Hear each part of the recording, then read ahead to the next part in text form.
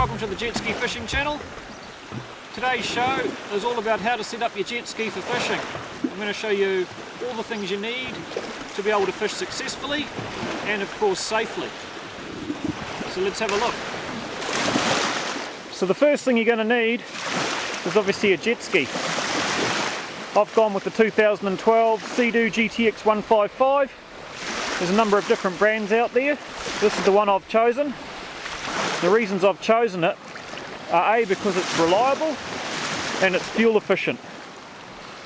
Reliable in that it has closed loop cooling, which means that no salt water is pushed through the engine, just coolant, and that's unique to Sea-Doo. And fuel efficient, I can do nearly 100 miles on a tank.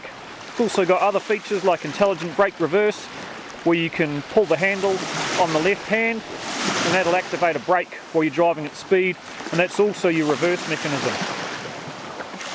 There are other brands out there. I used to have a Kawasaki, as those who have watched the show from the start will know, and this is a step up from that, especially in terms of dryness of the ski and ride. The ride is very smooth and it's a very dry ride.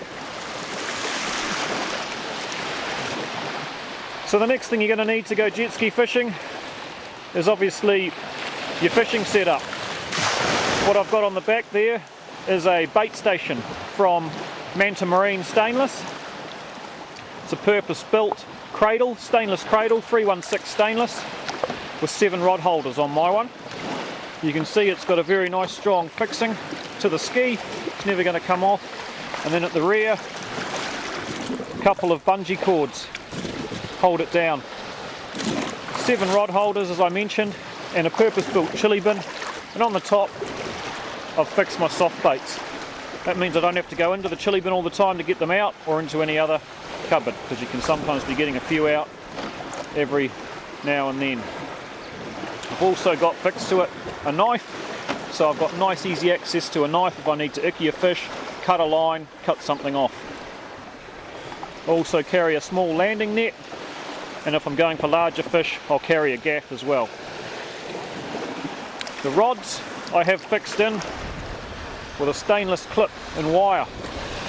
When I'm running they'll be covered like this one here, keep the salt off, and that's important. So in terms of fishing tackle, I'll keep everything I need in the glove compartment in front of me. Just have a little tackle box like this, has about 20 jig heads in it, some hooks for stray lining, a couple of swivels and some small sinkers. You need to be efficient when you're fishing on a ski, and this has everything I need except when I go jigging, in which case I carry a separate jig bag and the booze up the front. You'll also notice I have the pliers on here. That allows me to cut line, put jigs on the split rings and so on. So that's everything I have, everything I need. Okay, so the next thing you need while jet ski fishing is safety equipment. I carry a VHF with me at all times, often in a waterproof case. That way I can contact other boats or the Coast Guard if anything goes wrong. If that doesn't work, I've also got a mobile phone in a waterproof case, so I can use that from the water if I have to. It's fully sealed. That's going to get you hold of anybody if you can't get to your VHF or your VHF doesn't work.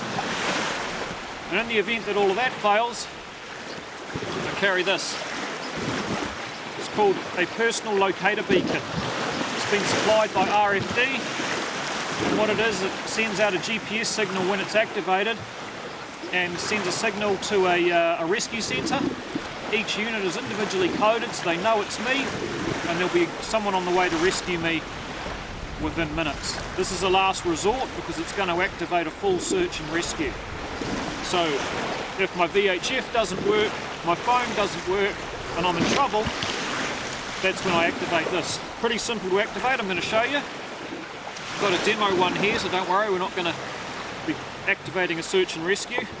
Sits in this pouch which makes it float. It's good to 10 metres, waterproof to 10 metres, so if you fall in the water, no problems. All you do, lift this little latch here, pull it, pulls the cap off, give that a flick, That's the aerial. Press and hold the on button. A couple of lights will flash. It'll give you some different light signals to tell you that the GPS station has been contacted, and that message will now be getting through to the search and rescue centre. So you've just got to sit there and wait.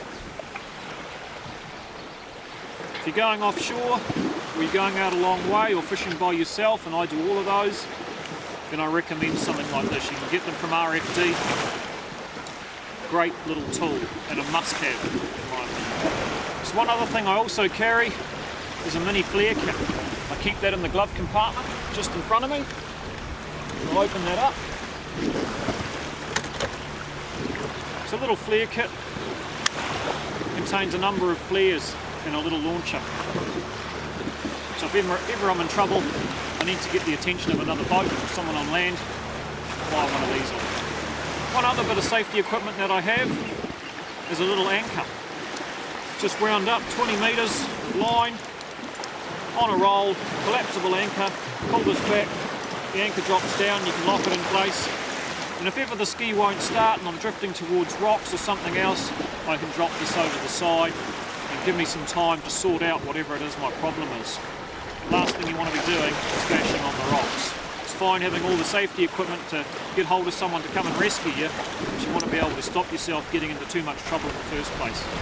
So the next thing you're going to need is a GPS and sounder. If you're doing a lot of fishing, that type of equipment is probably one of the most critical pieces of equipment on any fishing ski or boat next to your safety equipment. I've gone with the Lowrance HDS5, which is a high definition broadband sounder. Has all sorts of great features, and it's fully waterproof, IPX7 waterproof, which means technically it can be underwater a metre deep for 30 minutes and not leak, and that's the type of thing you want on a jet ski, so that's why I've gone with the Lowrance HDS5. I've mounted my transducer in the hull, but you can also mount it on the outside of the hull like a normal transducer. It's personal preference and wherever you can get it running best on your ski. I prefer not to drill holes if I don't have to, so that's why I've gone with that. So in terms of other equipment to take jet ski fishing, you can never be too warm. I'll make sure that I take my touring coat, which is effectively a large wetsuit jacket. Put that on over the top. Keeps you nice and dry and warm. Goes over the life jacket and everything. I also wear sunglasses, and I use the wet glass range from Dirty Dog. You'll see they've got a strap at the back. If you get hit by water, they don't go flying off your head. It's not uncommon to get hit by a wave out there on a choppy day. I've lost a number of pairs of sunglasses before I switched to this Dirty Dog range. Also some goggles. If you're cruising, goggles can be pretty invaluable. Good pair of goggles. Don't forget sunscreen, and don't forget water. Out there in summer you can get pretty burnt, there's no canopy overhead. You've got sunscreen on, a hat, you're fine. So get out there and do it. Enjoy the summer. We're on a little break now for a few weeks while we go and film some shows. So we'll see you soon.